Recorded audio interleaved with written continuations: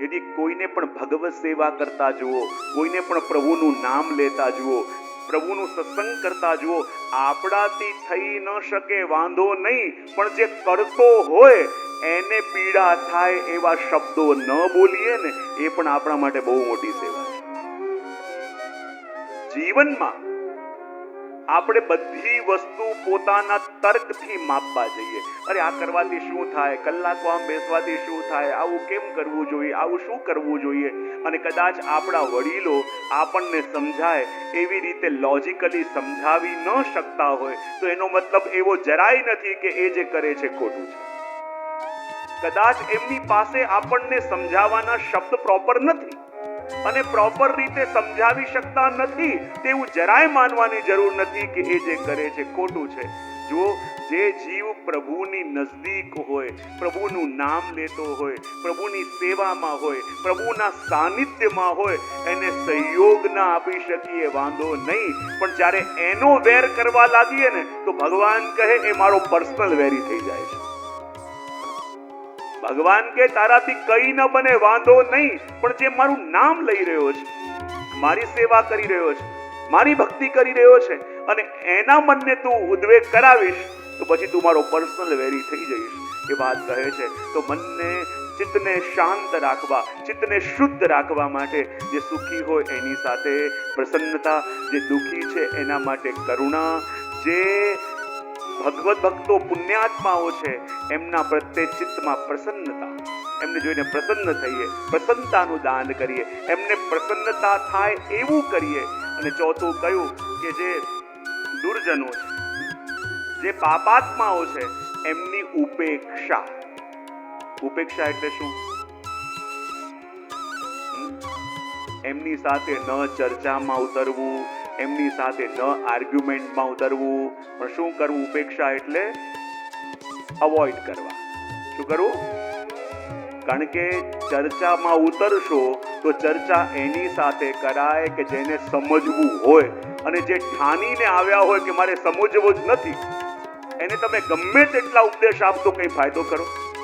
જેને સમજવાની જિજ્ઞાસા હોય એને સમજાવાય, પણ જે ઠાનીને બેઠો છે કે મારે આ વસ્તુ સમજવી જ નથી, હવે એની સાથે ક્યારે પણ આપણો ટાઈમ વેસ્ટ કરવો નહીં, કારણ કે એને સમજવું જ નથી. જે ઠાનીને બેઠો છે, જેને સમજવું હોય એને તો બે શબ્દો કાફી છે, અને જેને નથી સમજવું એને કલાકો સમજાવો, પણ કલાકો સમજવામાં એને સમજવું જ નથી. તમે ગમે તેટલા સારા રીતે સમજાવો પણ એને સમજવું નથી, તો પછી એની સાથે સમજાવવામાં કે આર્ગ્યુમેન્ટમાં કે ચર્ચામાં જરાય ટાઈમ બગાડવો નહીં. એની શું કરવાનું? બોલે ઉપેક્ષા, એટલે એને અવોઇડ કરવું, જેમ તને ઠીક લાગે. બરાબર? એની સાથે આર્ગ્યુમેન્ટમાં ઉતરવું જ નહીં, કારણ કે આર્ગ્યુમેન્ટમાં ઉતરશો તમારા મનમાં ઉદ્વેગ થશે, કારણ કે એને તો સમજવું નથી, એને સમજવું નથી અને તમે સમજાવવા માંગો છો, તો પછી તમારું મન પણ અશાંત થશે. એ વાત આની અંદર કહી અને એટલે કહ્યું પ્રભુ કે મારો ભક્ત કેવો હોય તો કહે નિર્મમ. અને નિર્મમ એટલે શું? એના હૃદયમાં દરેકના માટે મમતા, કરુણા છે, એના હૃદયમાં દરેકના માટે પ્રેમ છે. જેની સાથે મળે છે એને એમ લાગે કે કેટલો પ્રેમ અમને કરે છે, તો દરેકના માટે પ્રેમ છે પણ કોઈના માટે પણ મમતા નથી. જો પ્રેમ અને મમતા બંનેમાં ફરક છે કે નહીં? પ્રેમ એટલે શુદ્ધ પ્રેમ, લવ, અને મમતા એટલે અટેચમેન્ટ. અને જ્યારે જીવનમાં તકલીફ થાય છે તો તકલીફ આપણને કોણ આપે છે? આપણી એટેચમેન્ટ. અને એટેચમેન્ટના કારણે જ માણસ જીવનમાં રડે છે અને તકલીફ થાય છે.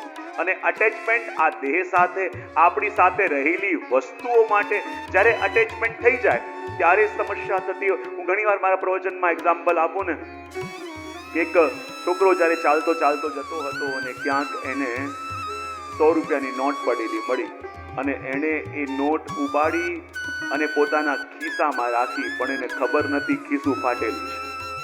એ પડી ગઈ ત્યાં. ઘરે આવ્યો અને આવીને પિતાજીને કહે, પિતાજી શું બતાવું, ચાલતો ચાલતો આવતો હતો અને મને 100 રૂપિયાની નોટ મળી અને મેં લઈને ખિસ્સામાં રાખી. અને પિતાને ગુસ્સો આવ્યો કે કોઈની પડેલી નોટ તારા પાસે રાખી દીધી, એક લાફો માર્યો. છોકરો કે આ લાફો શેના માટે પડ્યો? પિતાજી કહે, બતાય નોટ ક્યાં છે, આપ મને. અને જ્યાં છોકરા ખિસ્સામાં હાથ નાખ્યો કે પપ્પા એ તો પડી ગઈ, અને પપ્પા બીજો લાફો માર્યો. તો કેટલા લાફા પડ્યા છોકરાને આજે? હા, આપણને પણ જીવનમાં આ 2 લાફા રોજ પડે છે. અને 2 લાફા એ છોકરાને કેમ પડ્યા? સૌથી પહેલા જે નોટ પડી હતી, જે રસ્તામાં મળ્યું, એ મળેલાને એને પોતાનું માન્યું. પહેલી ભૂલ શું કરી એને? આ જગતમાં આપણે જ્યારે આવ્યા તો જે લઈને આવ્યા હોય એ આપણું કહેવાય કે જે મળેલું હોય આપણું કહેવાય? તમે ચાલતા ચાલતા રસ્તામાં જતા હો અને રસ્તામાં કોઈ વસ્તુ તમને પડેલી મળે તો તમે ડાયરેક્ટ લઈ લો કે પહેલા આજુબાજુ જુઓ? શું કરો? ડાયરેક્ટ લઈ લો? તો આજુબાજુ જુઓ પહેલા, પછી લો. જ્યારે ચાલતા ચાલતા આપણે જતા હોઈએ અને રસ્તામાં ક્યારેક કોઈકની વસ્તુ પડેલી હોય અને જ્યારે આપણને વસ્તુ મળે એનો મતલબ એમ કે આ મારી નથી, કોઈની પડી છે. હા, આ મારી નથી, કોઈની પડી છે એટલે મને મળી. તો જ્યારે મળેલી વસ્તુ ઉપર આપણે ડાયરેક્ટ આપણો અધિકાર માનતા નથી. આપણે આજુબાજુ જોઈએ કે એનો ઓનર કોઈક હશે જેની પડી હશે. તો જેમ જે વસ્તુ આપણને મળી છે આપણે ડાયરેક્ટ એ વસ્તુમાં અટેચમેન્ટ કરતા નથી. તો આ દુનિયામાં આપણે આવ્યા અને જેટલી વસ્તુ આપણી પાસે છે એ આપણે લઈને આવ્યા હતા કે આપણને મળી છે?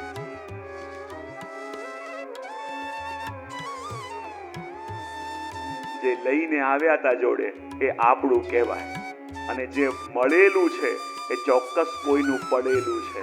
પેલા કોઈની પાસે હતું કે નહીં? જે દુકાન આપણી પાસે છે પેલા ક્યાંક હતી? જે કાર આપણી પાસે છે પેલા ક્યાંક કંપનીમાં હતી? જે વસ્તુ આપણી પાસે છે, ચાહે રૂપિયા પૈસા જે પણ હોય, એ ડાયરેક્ટ તમારી પાસે આવ્યા છે કે કોઈના થકી આવ્યા છે? તો જે વસ્તુ આપણને મળી છે એના ઉપર આપણે માલિકી કરીએ છીએ એટલે જગતમાં પહેલો લાફો આપણને એ પડે છે કે આ જગતમાં આવીને જે પણ આપણી પાસે છે એ આપણું નથી, એ આપણને મળ્યું છે. અને મળેલી વસ્તુને આપણે આપણી માની બેઠા, એ પહેલો લાફો. અને બીજો લાફો કેમ પડ્યો? કે એ રૂપિયા પડી ગયા અને એને બીજો માર ખાવો પડ્યો.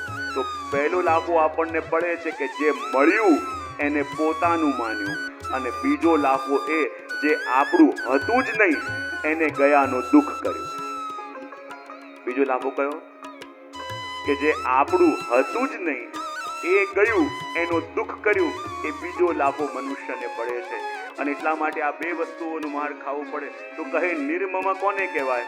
કે જે બધાની પાસે પ્રેમ રાખે છે, બધાની સાથે પ્રેમ રાખે, પ્રેમ બધા માટે, પણ કોઈનામાં પણ એને એટેચમેન્ટ થતું નથી. જેવી રીતે સુદાસજી કહ્યું ને કે મન તો વૃક્ષન કો મતલે, કાટે તા પર ક્રોધ કરત નાહી, और सींचे तापे नो ने. જેમ પેલો વૃક્ષ કેવો છે, એને કોઈ કાપે છે તો એની સાથે એ દ્વેષ કે ક્રોધ કરતો નથી. અને તમે વૃક્ષને રોજ પાણી આપતા હો તો તમારી સાથે એને અટેચમેન્ટ થાય છે.